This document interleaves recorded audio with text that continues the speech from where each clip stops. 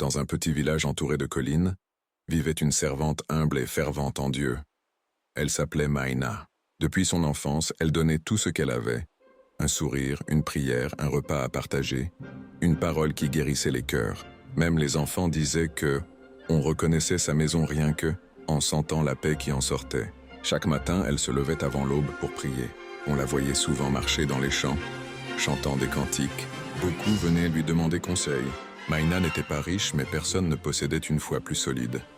Un jour pourtant, sa santé commença à décliner. La fièvre la prit, son souffle devint court. Les villageois prièrent pour elle. Mais après plusieurs jours, elle rendit son dernier soupir. Un sourire sur les lèvres comme si elle voyait déjà le royaume de Dieu. Tout le village se rassembla pour ses funérailles. On pleura, on pria. Et on bénit Dieu pour la vie qu'elle avait menée. Mais quelqu'un n'était pas en paix. Un sorcier puissant installé à la lisière des bois. Depuis longtemps, il détestait Maïna. La lumière qu'elle portait dérangeait ses ténèbres. Maintenant qu'elle était morte, il vit une occasion. Il se dit, si j'arrive à lever son esprit, tout le village verra ma puissance.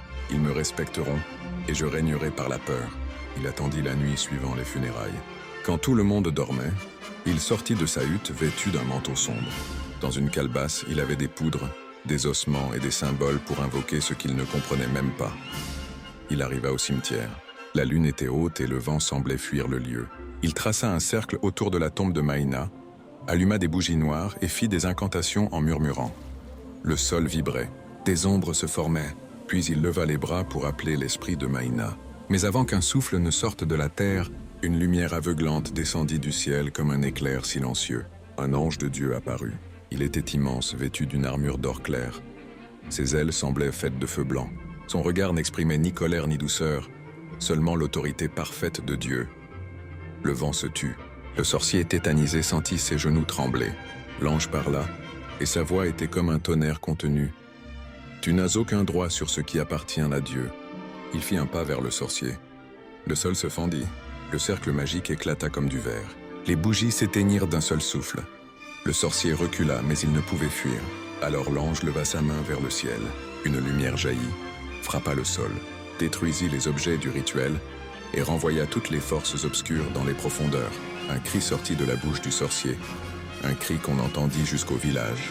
Puis il s'effondra, inerte mais vivant comme frappé par la vérité. L'ange disparut, laissant seulement la paix du ciel derrière lui.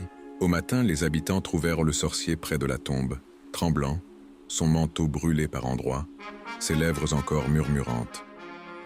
Il avoua tout. Il raconta la lumière, l'ange, le jugement. Personne ne douta. Le lieu lui-même sentait encore la présence divine. Alors, spontanément, les habitants se rassemblèrent. Une femme commença un cantique. Un homme en ajouta un autre. Puis tout le village se mit à chanter à pleine voix. « Gloire à Dieu qui garde les siens même après la mort ». Ce jour-là, l'histoire de Maïna devint un miracle vivant. On transmit son témoignage de génération en génération, et le village ne cessa plus d'honorer Dieu.